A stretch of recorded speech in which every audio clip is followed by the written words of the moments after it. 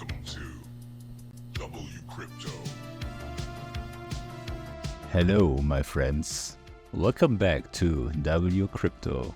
Bitcoin is still on fire with some huge inflows, price action, and liquidations to unpack today. If you thought this bull run was cooling off, think again.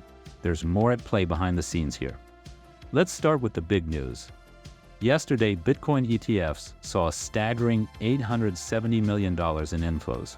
To put that into perspective, at today's price of roughly $72,000 per BTC, that's about 450 new Bitcoin mined daily, which adds around $32.4 million of fresh BTC supply to the market every day.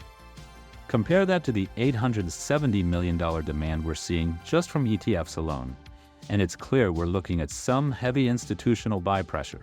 And it's no small players here.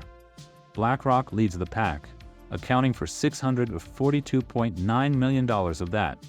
This type of inflow from a major financial player can seriously impact the supply-demand dynamics, pushing us higher and setting up potential price floors. We're also seeing some pretty brutal liquidations for shorts. At its highest point since March, it's up more than 5% in the last 24 hours, with Bitcoin's trading volume topping $31 billion and more than $224 million in short positions liquidated over that same window. Now, over the past 24 hours, $224 million worth of short positions got wiped out. This liquidation volume adds fuel to Bitcoin's upward momentum, squeezing shorts and driving demand higher.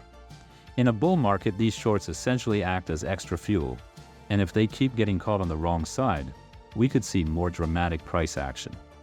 Now let's take a quick look at the liquidation heat map on the 3-day chart. There's an important pocket around $70,700. Now this could suggest we're due for a quick pullback to clear out those levels, but it's tough to call in a bull run. Sometimes we simply blast through.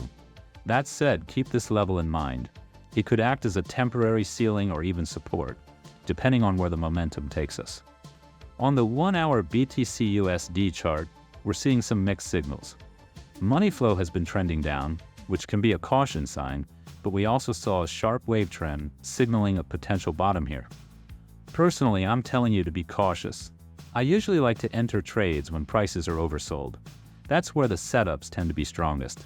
But since we hit that recent peak at 73,565 2 days ago, we haven't really had a solid oversold moment. We saw a small wick down to 71,965 earlier, but I'm not fully convinced that's a solid entry just yet. I'd like to see it go down a bit more before I consider a long position. For now, I'm waiting on the sidelines, watching for the right signal. This is the kind of environment where patience really pays off. It's easy to get FOMO, but I'm staying disciplined and waiting for that clear setup. As always, I'll be updating you with any trades and strategy insights in our community Discord. If you're not already there, check the pinned comment for the link and join us. We've got a community of traders who are sharing ideas and strategies every day. And of course, if you're finding this content valuable, don't forget to like, subscribe, and hit that notification bell. These market moves are happening fast and you won't want to miss the next update. And see you in the next one.